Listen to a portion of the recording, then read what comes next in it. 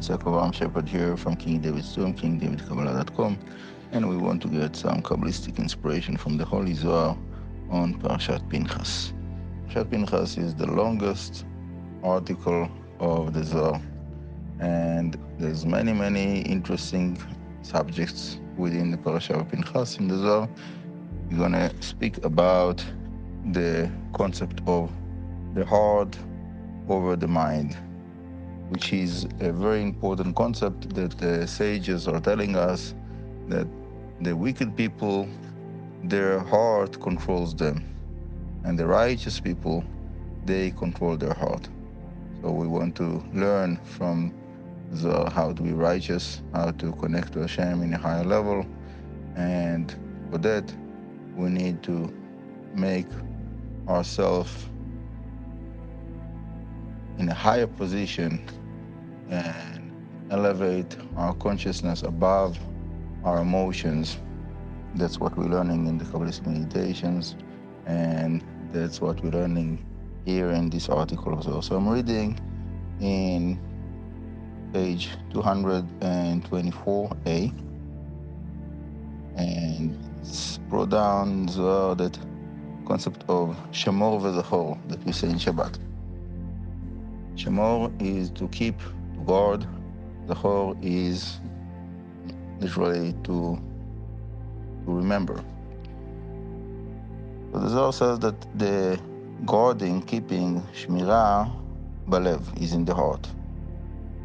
And that is connected with the feminine aspect.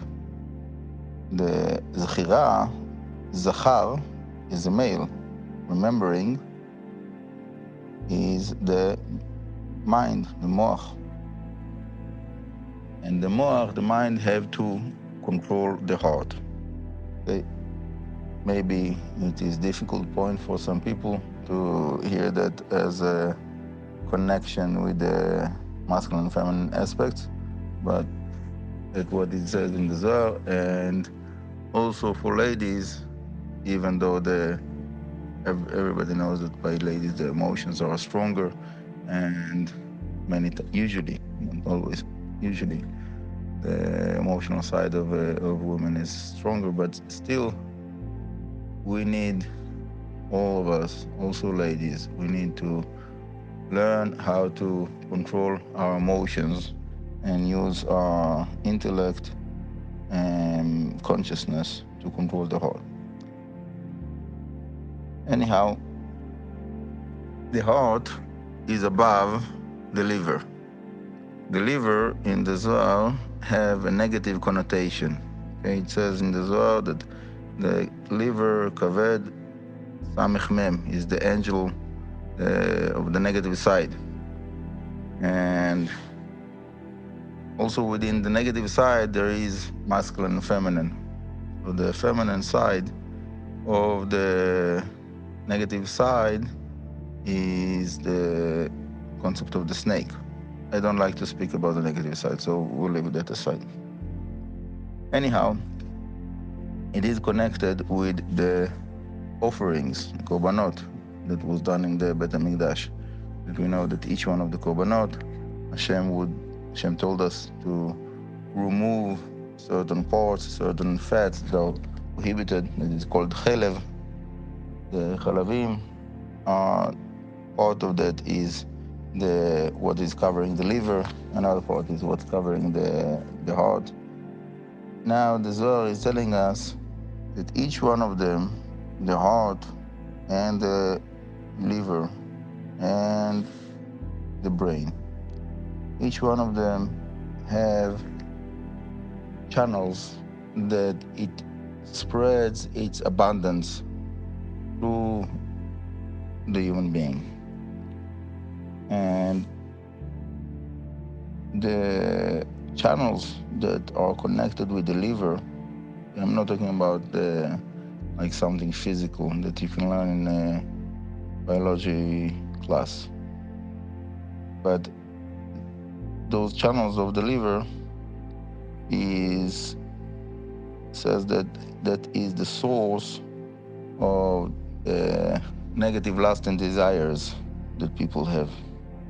And there is a lot of complexity of how to control those desires, but basically the way that it's brought down in the Zohar is that all of those desires are the unrefined blood. I want to explain that point, that the blood is the connection point between the physical and spiritual in a way, because it says that the nefesh is in the blood. Level of nefesh, which is the lowest spiritual level of our being, is connected with the blood, and the blood is connected with the liver, because the liver filters the blood. So if the filter is not working properly, God forbid, the blood stays unrefined and not clear. And then the result of the dirtiness of the blood is the lasting desires. Again, I'm not talking about physical. It might be people that are like super healthy and all of their body is functioning properly, but they have many lasting desires, and vice versa. So we're talking about the spiritual concept of the liver, spiritual concept of the blood.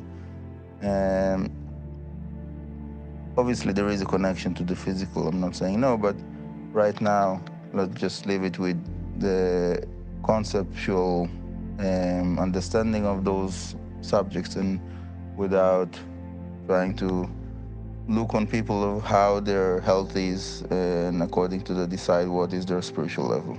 Now, when the heart is controlling the liver, the heart gives to the liver the blood to be refined, and the liver do its work and pushes away the dirtiness of the blood. And with that, the Zohar is bringing the concept of the kidneys. The kidneys in the Kabbalah is a source of wisdom. And so the Zohar is connecting the two livers to the kruvim. I'm not sure how to translate the kruvim. On the Holy Ark, there was the kruvim that is kind of a figure of like a child with wings, and those kruvim is the point where the voice of Hashem was coming out from between those kruvim. The voice of Hashem was coming out between the kruvim, and we know that Avraham Avinu, for example, there's a midrash that he learned Torah from his kidneys. In other words, when we're talking about a complete human being that is all connected properly, it should be that the conceptual kidneys will be a source of wisdom of the Torah, of the Kedusha that comes to the person. Now, how does one person get to all of those different levels that we just mentioned? The Zohar says that it depends in the prayer of the person. That if a person is praying to Hashem with broken heart, that he really desires to complete his tikkun, to come closer to him, to Hashem, and all of his being is there to be connected, to devote himself, his life to Hashem. So then all of the mind will control the heart will control the liver will function to remove all dirtiness, all of the unnecessary parts of desires. And then in this way, a person is able to really connect to Hashem and to the Torah and to do all what he needs to do to fix himself and the world around him.